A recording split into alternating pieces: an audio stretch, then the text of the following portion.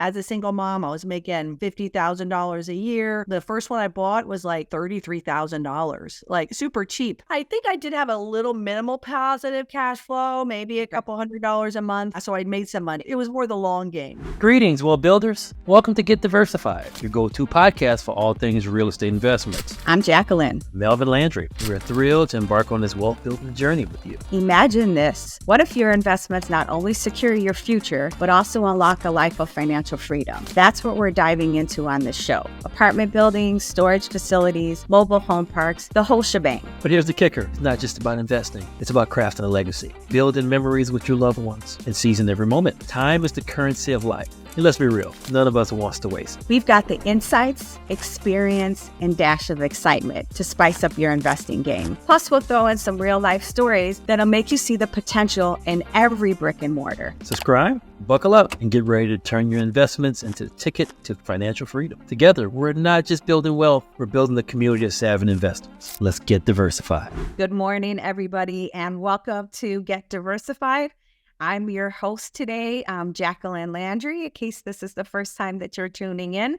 So I want to welcome Margie Hamner with me to the show. Let me give you a little bit of background about her. She is spent her career in human resources. She's an executive coach, and she retired in December 2023. So just recently, her and I are both part of a book that is going to be launching in early March 2024 called Real Women in Real Estate, Volume 2. And the name of her chapter is All in the Family. So welcome to the show, Margie. How are you? Thank you. Thank you, Jackie, for having me on your show. I really appreciate it. Yes. I love to feature prominent women in real estate and women that think outside the box and are interested in building financial wealth, generational wealth. It's my pleasure to have you on the show. So let's talk a little bit about your chapter. So what a fascinating title, All in the Family. So let's take a trip down memory lane and take me back to 1990, which I believe is when you started your real estate journey, and talk to me a little bit about how you got interested in that and a little bit about what happened in those early years. Yeah, thanks, Jackie. Yeah, it was back in the late 1990s, 97, I think. And I was a single mom living here in the Northern Virginia area, commuting into DC with, doing the grind. And I stumbled upon a infomercial with Carlton Sheets. I don't know if you remember him from back in the day. And I ended up learning about real estate and about real estate foreclosures. And I found a realtor in my area who sort of really held my hand, because let's face it, as a single mom, I was making $50,000 a year. I owned one property that we lived in, a townhouse. It was my daughter and I. I was a little nervous about doing it. But then once I did, it was just like, wow, this is really great. The first one I bought was like $33,000, like super cheap. It was I believe a VA foreclosure. I was able to renovate it and rent it out. And eventually I rented it to my sister, my oldest sister. And this is why I called my chapter All in the Family. She was moving from the West Coast back to the East Coast. And so she needed a place to live. So I said, oh, this would be a win-win. I'll go ahead and rent it to her. Her daughter came out to live later, who was having a baby out of wedlock. And so I housed them. And it was, for the most part, a pretty good experience, except that I really couldn't raise the rent, or I shouldn't say I couldn't, I didn't, because it was family. And, it was one of those kinds of things. So that's how I really got started. Got it. So let me ask you this question. Did you make any money off of that when you rented it out? I think I did have a little minimal positive cash flow, maybe a couple $100 a month. Yes. So I did have some positive cash flow monthly. Certainly when I sold it, I think I sold it for probably 2 or 3 times the value of that. So I think it was like 75 that I sold it for. So, so I made some money. It was more the long game. Okay. Good. And yeah, for the viewers that are listening, right? Sometimes it's a long game, right? Which is a great point that you made. Here where we live, it's not a long game, right? The appreciation is not as large as being in some other states. So we rely on cash flow, and that's kind of what we're interested in. So it's really great that you brought up that, there's a difference, right? If you're renting a house, right? You can rent it for cash flow and count on that with maybe a little bit of appreciation. And in your case, it was the total opposite, which is great too. You just need to know what you're getting into. Exactly. Awesome. So you purchased your first one, you rented it to family. Now what? So then I just kept doing it. I mean, one of the ones I purchased was at an auction, and that was a little intimidating down in Washington, D.C., sitting in a ballroom at a Marriott. I had my little card, my little card to put up there, and I bought another condo sight unseen. I mean, we weren't allowed to go in and see them at that time. We weren't allowed to access them, so I could peek in the window. Kind of was on the ground floor, so I bought that one.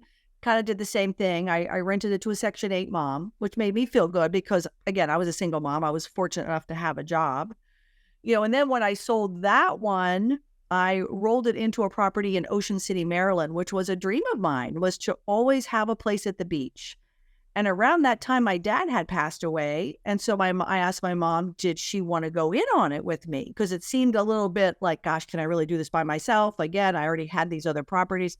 So she agreed, and we loved that place. We lived there. We had that place for 20 years. We had family. We had great memories.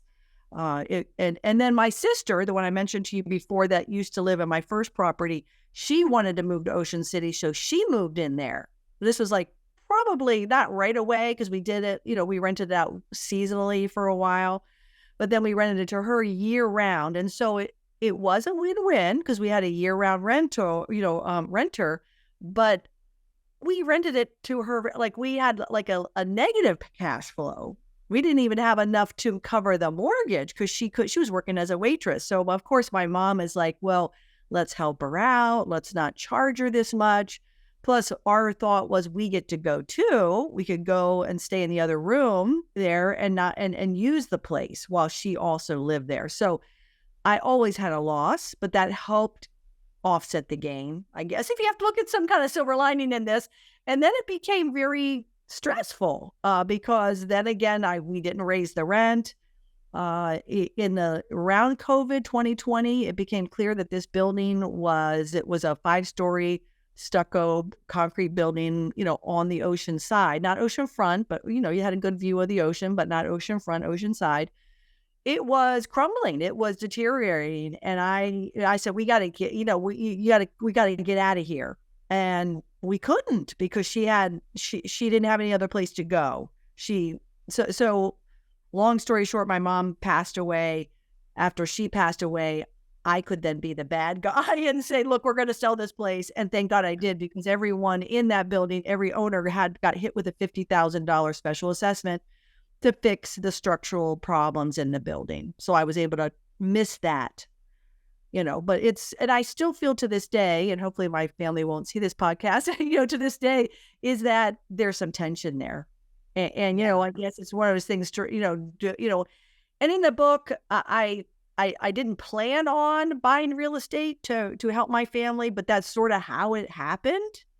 And I think that's one of my values in life is family is very important to me. So moving forward, I'd probably not do that anymore. Got it. So you have a very good heart. And the interesting thing too is, are you running a business, right? And in your instance, you had a great heart. You were there to support your family. And that was maybe not your going in objective, but that's what it ended up being. So moving forward, we're going to run it like a business, but that's hard as well. And I hear you on that. So, we have rentals here in our local market, and it's hard to be a hard ass, right? And say, we're not renewing your lease. Or we're renewing your lease and your rent is increasing by this amount. And, you need to relay the information to them that, hey, we're running a business here. We're not running a charity. right? And so that's the hard part, because I feel the same way. I'm very personable. So when it comes to kind of laying the law down, I'm not very good at that. So I know that that's something I have to work on, and have that balance, right? So me and you can work on that together, right? To make sure that people know that we mean business and that we are here running a business. But nevertheless, it was commendable what you did. So it was 3 foreclosures, or is there a lot more than There were more. There were more. There's some townhouses that I bought that were, in a sketchy neighborhood. One was kind of in a sketchy neighborhood that was sort of turning, and I did pretty well on that one. I probably tripled the amount of money I made on that one. And again, I had some positive cash flow. I had we all had those situations where you gotta go to the county and you gotta do a 5-day pay or quit, is what we call it in Virginia, to get people out who don't pay. So I learned that whole unfortunate situation, but I was able to sell that property and buy another townhouse down in a college town where my daughter was going to college, down in Blacksburg, Virginia, at Virginia Tech. So after her first year of college, I said, wow, why don't I just buy a townhouse, and she can live in one room and then we can rent out the other 3 rooms to her friends.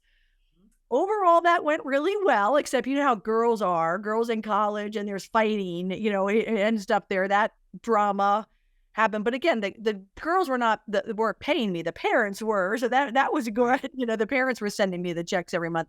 That was good, positive cash flow. But when I sold that place after she graduated, it was like I basically walked away with what I bought it for.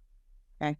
But in that instance, you had positive cash flow all along, right? Because you were renting these rooms. And I love that idea. I actually love student housing, and the fact that you can rent it out. The parents are paying for it for the most part, and you can rent out, a 2-bedroom or even a 1-bedroom, and that's actually 4 beds. You can have 2 beds in each room. So I love that from a cash flow perspective. Just haven't gotten into one of those deals yet. So that's phenomenal.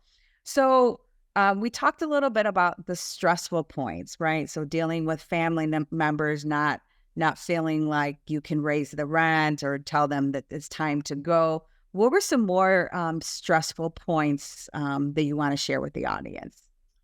Well, I guess the one I mentioned before, when it was time to really, I guess even it was right before COVID, before we knew COVID was happening.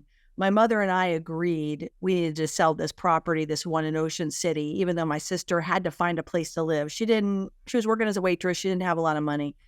So, but the rest of my siblings colluded. I feel they tried to dissuade my mother to change her mind. Mom doesn't really want to sell this condo. She really doesn't want to do it. And I'm like, well, I just talked to her. We're the owners, and she does want to sell it, but they didn't want to sell it because they like going to the beach. They like going to have a place to stay, again, a block away from the beach for free.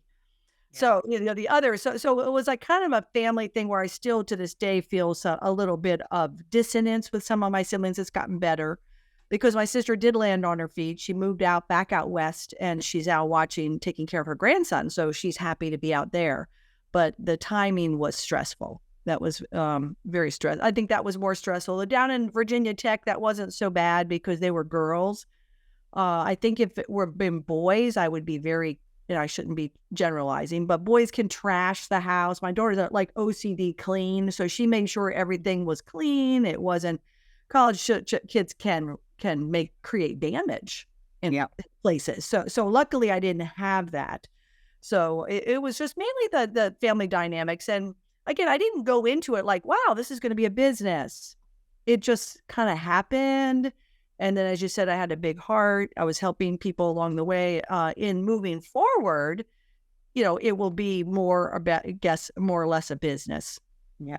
So how did you buy the foreclosures? Did you buy them with your own money? Did you use other people's money to buy them?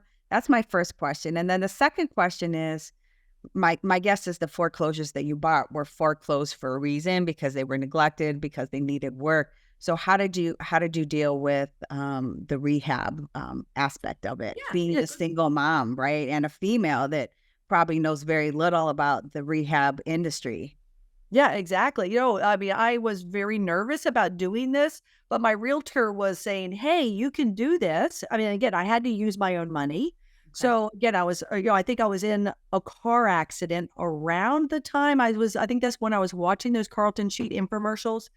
So I got like a little settlement, like $10,000 for being rear-ended, and I used that money to buy the first place, to put it down. And again, they didn't really ask for a lot. I could get a VA loan, and I'm not a veteran. I was able to do that because of it was like a VA foreclosure at those times. So in those and things may have changed. And then of course you're right. I had to renovate them, and I'm not Rosie the Riveter here. I'm not able to do that. I mean, or I wasn't. So I would have to hire people.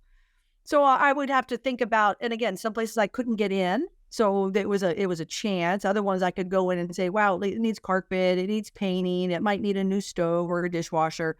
So I'd have to, analyze that. Okay, it's going to cost, $5,000 or whatever to fix it up and then get the people in. And but everything was using my own money, and then just finding people in the community who could fix it up. And those are some pretty funny stories too. I'm sure we all have those people who are the handyman that didn't work out real good. So Handymen that weren't really handy. I get it. I get it. Yeah, there's a few of those that we've crossed paths with. So well, fantastic. You can use other people's money to buy real estate. So we could talk more about that at the book launch. But I love it when people have the ability to do that, because I never had the ability to be able to, or I didn't know that I could have bought foreclosures, right, in my past, or maybe it wasn't even a thought. And then to think about being able to buy that with other people's money is even better, right? That's one of the things that we pride ourselves on, is if we can use everybody else's money and just manage the asset, the building, the self-storage unit, whatever it is that you're buying, we love that, right? Because you don't want to save your money, but you want to use it when you need to and use it minimally, and kind of get investors to invest with you, right? If the deal is good. And that's kind of how we got into multifamily, as wow, we can actually use other people's money to buy this $50 million, $100 million building. So talk to us a little bit about how you kind of made a switch, but I don't know, is it a switch from buying, renting and selling foreclosures to multifamily? yeah. So I still have one other property that is I'm doing as rental, like an Airbnb type of thing. But for the most part, I shifted. It's one of those things where I wanted to learn a new way, expand my perspective. And I had a client, and my client was a coaching client when I was doing coaching, and she was sharing with me about her journey in multifamily. And I was like, wow, that sounds really interesting. And so she sort of, it's funny how the student teaches the teacher, et cetera, so we became friends. And so I learned about multifamily, and I ended up investing as a limited partner for 673 doors in Texas this past year. And that was 3 different apartment buildings, 2 in Houston.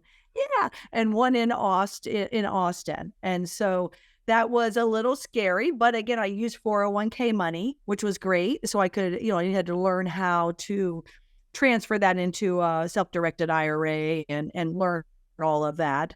And that's been great because again, but in all these cases, I'm using my money, right? So I'd love to learn about how to using other people's money. I guess that's something you can teach me too. So, Yes, I'd love to talk about it more. yeah, so it's so that was, and I'd love to kind of expand even further into self-storage or triple N. I guess they call it triple net. Yep. Other investment opportunities. That's exciting to me, to be able to see ways. I prefer at my stage in life to be a passive investor, although I'm open to being, learning about other things. I just, wanting, I'm in the retirement mode. I don't want to be in the hustling mode. Do you know what I mean? Yeah. I want to build wealth with the money I have. Exactly. And people need to understand that, right? Do they want to be active, right? Or do they not want to do any work, right? And that's a big difference, right? So some people say, "Oh, I'm an investor and I'm in this $50 million deal." Well, are you a general partner or a passive partner? And why do you want to be one versus the other, right? And understanding what you want out of your journey is really, really important. Our perspective on that is we want to be active for a few years, maybe 5, 6 years, right? To learn as much as we can about being a general partner and making all of those decisions that general partners need to make. And as you can imagine, the steps go from, creating an LOI to getting financing, managing the property, making sure everything is good, right? Through to either selling or refinance, right? So that's a big responsibility as a general partner. And,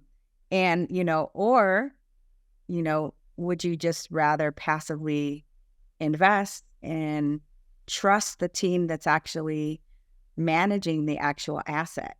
So talk to me a little bit about what persuaded you to invest in these 3 properties in Texas. Was it related to the general partnership team? Did you feel comfortable with them? Did you run the numbers? Like, what made you pull the trigger on your very first passive deal, right? $50,000. That's not a light feat, right? That's actually it's a hefty amount of money. Yeah, well, it's, I won't reveal people's names. I don't think I should, right? And just keep it kind of confidential. But, working with my client and working with some of her people she was in and looking at some of those deals, I just didn't, I was like, no, I don't know. There's just something that, I've been, maybe it's just common sense. Maybe I've been lucky because I really haven't been burned in any in any investment that I've done. I've made money on everything. So not leaps and bounds, but a good amount. So I feel like I have a pretty good intuition. So some of those ones that they were pitching, this other group, I was like, I'm not feeling that. And so I'll tell you, it's funny how things happen. I'm like on LinkedIn. And so the person that this other group was doing, was interviewing on a podcast like this, his mentor. And so I said, oh, why buy from him why invest with him when I can invest with his mentor? So I contacted his mentor, and I got affiliated with those people because they had more experience. They had more, I guess, what is the term in that industry where they've managed and they've sold and they've, moved on, whereas this one was I sense this was this guy's first time. I don't want to be part of the first time. Do you know what I mean?